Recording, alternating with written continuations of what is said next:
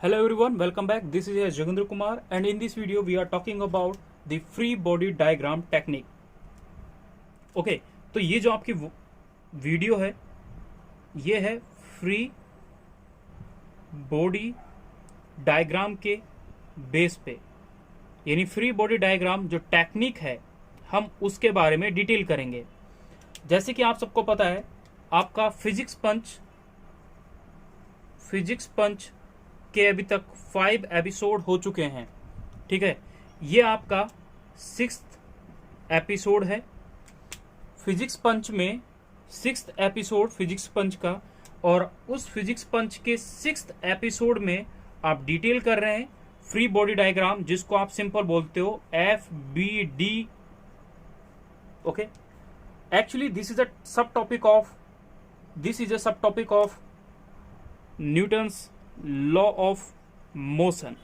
यानी Newton law of motion actually है जो छोटा सा चैप्टर जो 3 लॉ के बेस पे आधारित है, और इन 3 लॉ पे ही इसमें सिर्फ छोटा सा पोर्शन है, लेकिन इसमें क्वेश्चन बहुत ज़्यादा हैं।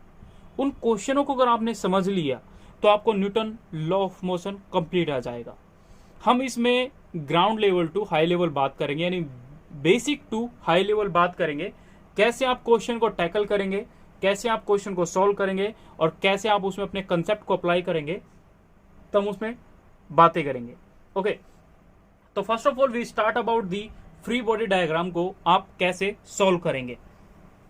तो फ्री बॉडी डायग्राम जब भी आएगा तो उस क्वेश्चन को सॉल्व करने का पहला फंडा क्या।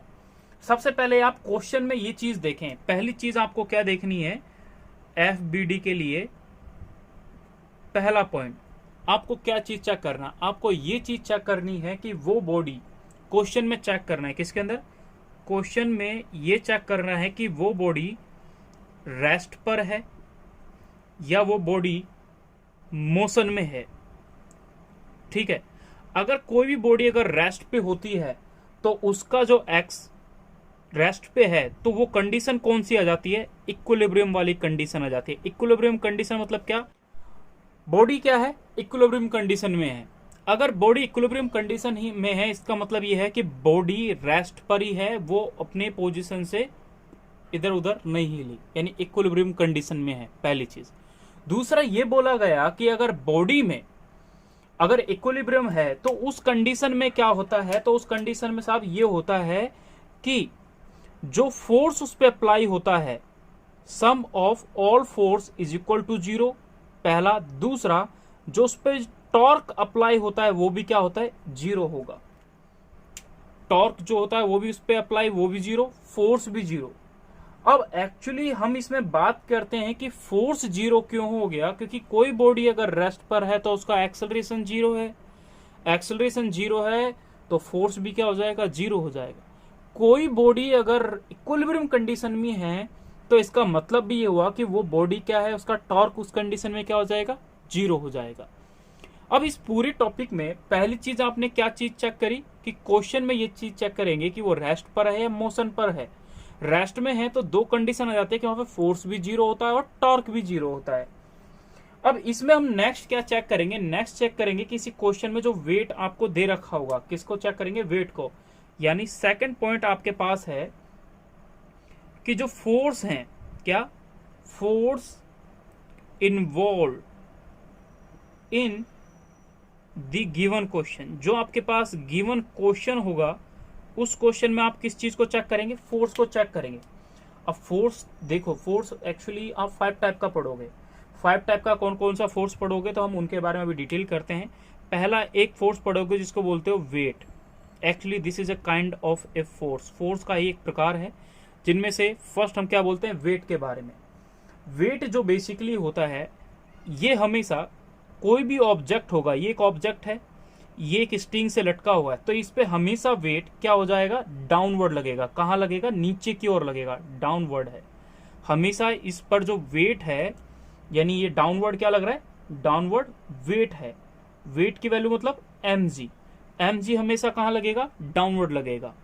तो पहली चीज ये याद रखना है कि वेट जो होता है वो हमेशा डाउनवर्ड लगता है। क्यों लगता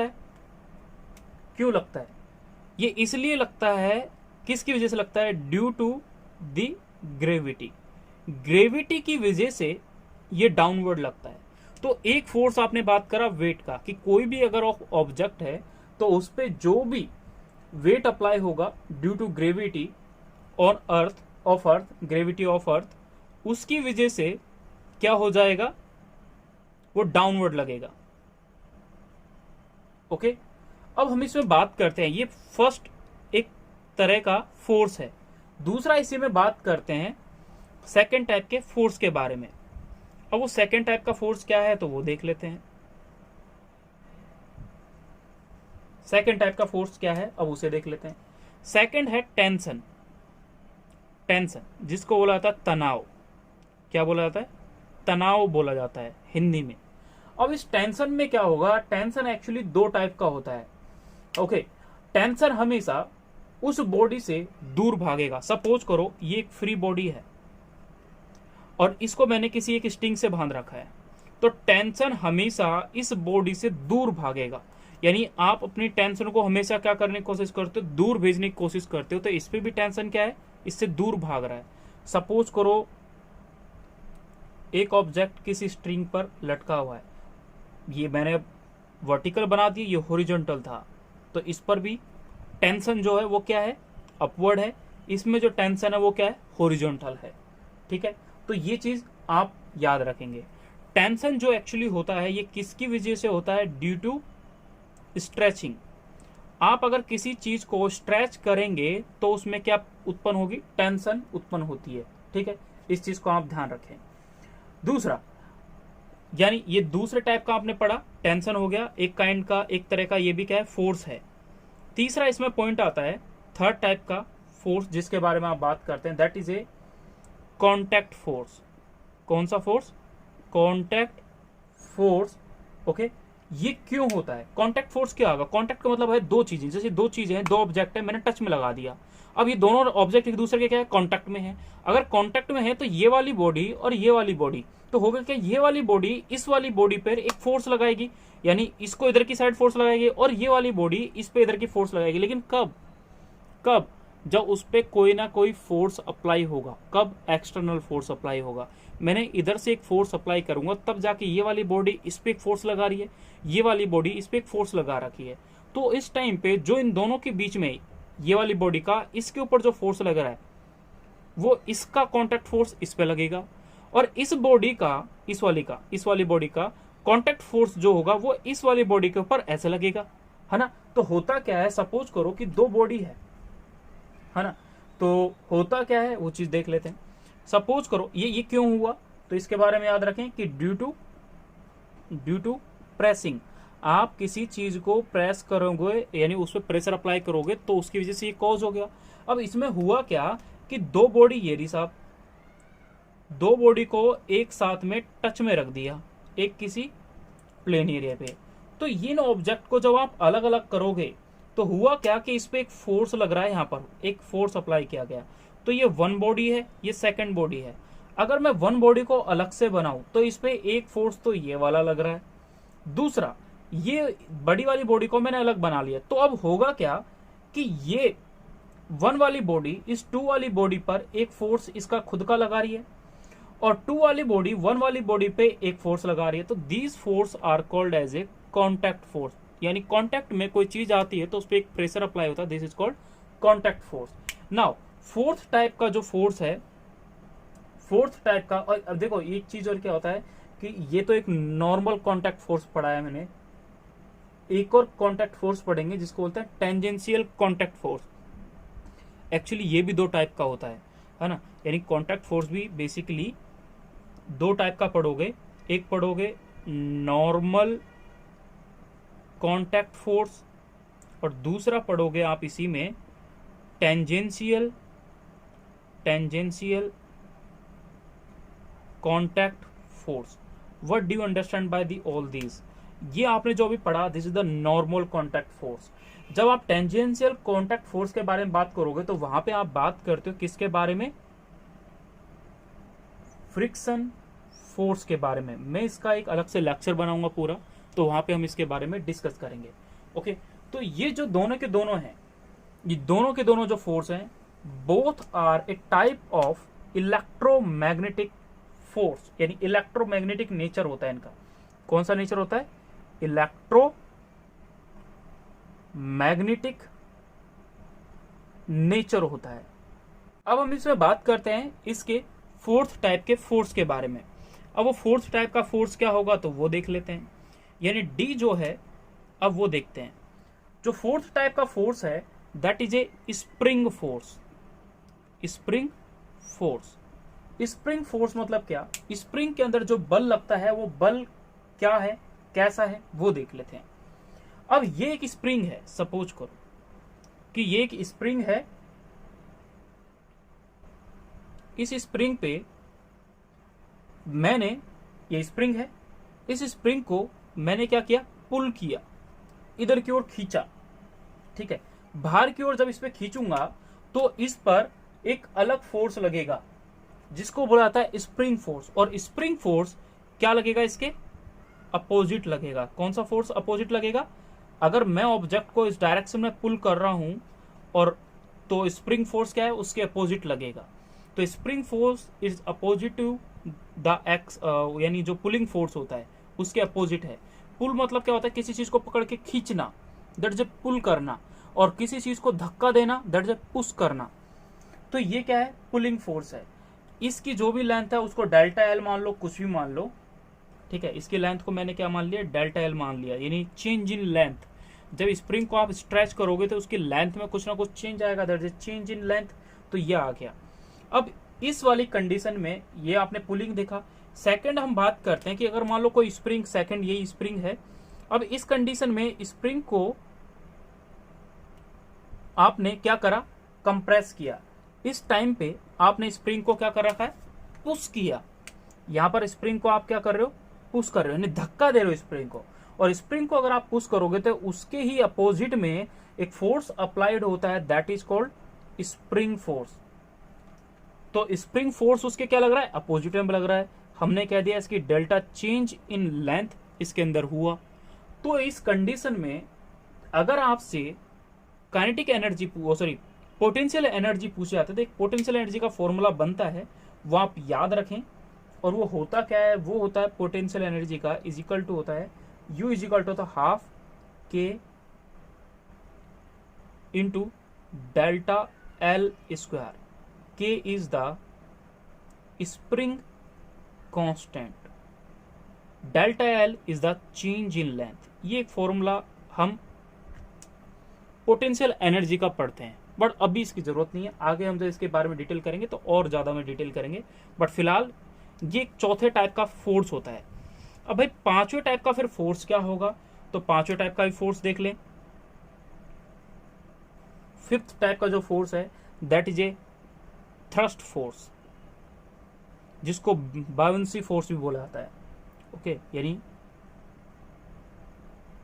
बायोंट फोर्स भी बोला जाता है। इसमें हुआ क्या कि कोई भी ऑब्जेक्ट को आप जब पानी में रखते हो, सपोज करो एक ऑब्जेक्ट है, यानी एक मैंने क्या बॉक्स है, उस बॉक्स को मैं पानी में डुबोता हूं। आपने कभी भी जैसे कोई भी चीज को पानी में डुबोते हो तो वो पूरी डूबती नहीं है। आप उसको पुश करो वो पानी में ऊपर तुरंत आ जाती है, फिर आप उसको पुश करो वो वापस तुरंत ऊपर आती है। क्यों होता है ऐसा?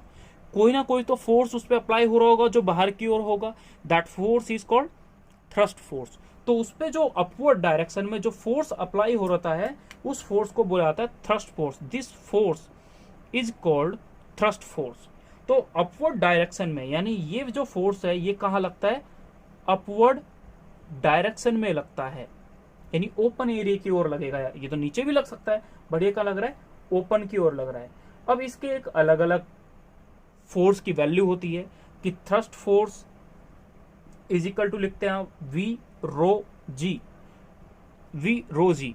तो यहां पर ये volume, V is the volume of body, P जो यहां पर ये this the density of the body, यानी डेंसिटी ऑफ द मीडियम। मैं लिख देता हूं यहां पर, आपको याद रहेगा कि वी यहां पर क्या है? V is the volume of body और rho is the density of medium.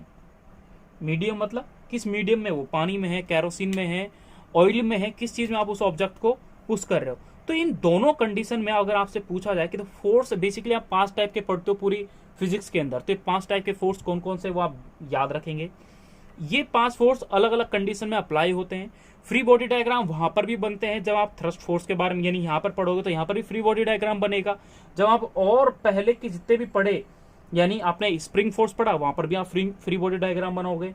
फिर आप कॉन्टैक्ट फोर्स की बात करते हो तो वहां पर भी आप फ्री बॉडी डायग्राम बनाओगे। जब आप टेंशन की बात करोगे तो वहां पर भी आप फ्री बॉडी डायग्राम बनाओगे। वेट की बात होगी तो भी फ्री बॉडी डायग्राम इन्वॉल्व होता है। ये आपने सेकेंड पॉइंट पढ़ा। अब थर्ड पॉइंट क्या है, तो थर्ड पॉइंट लिखें। थर्ड पॉइंट में आप जब भी देखेंगे किसी ऑब्जेक्ट को तो ऑब्जेक्ट में आप ये देखते हैं थर्ड पॉइंट में कि वो इक्विलिब्रियम कंडीशन में है, यानी क्या वो लिखते हैं पहले कि थर्ड में आप क्या करेंगे कि ड्रॉ करेंगे फ्री बॉडी डायग्राम। मतलब क्या, 3 ऑब्जेक्ट का मैंने डायग्राम बना रखा है तो मैं इन तीनों में से एक एक का अलग अलग करके डायग्राम बनाऊंगा। कहने का मतलब ये हुआ, ठीक है। अब किस किस चीज में पूछ रहा है, तो ये 2 टाइप से इसको बनाने के करेंगे। एक तो डायग्राम मतलब किस हिसाब से दे रखा है, अगर वो दे रखा है विद रिस्पेक्ट टू ग्राउंड बोल रहा है, तो उस कंडीशन में क्या होता है, यानी इसको बुलाता है with respect to ground inertial frame. इस इनर्शियल फ्रेम कंडीशन में क्या होता है, कोई भी यानी pseudo force concept not applied. यानी मैंने एक चीज लिखी है, बहुत इंपॉर्टेंट चीज है, मैं थोड़ा आपको इनर्शियल और नॉन इनर्शियल थोड़ा सा हिंट कर देता हूं, ठीक है। और स्यूडो फोर्स, ये बहुत अच्छा वर्ड है। होता क्या है, इनर्शियल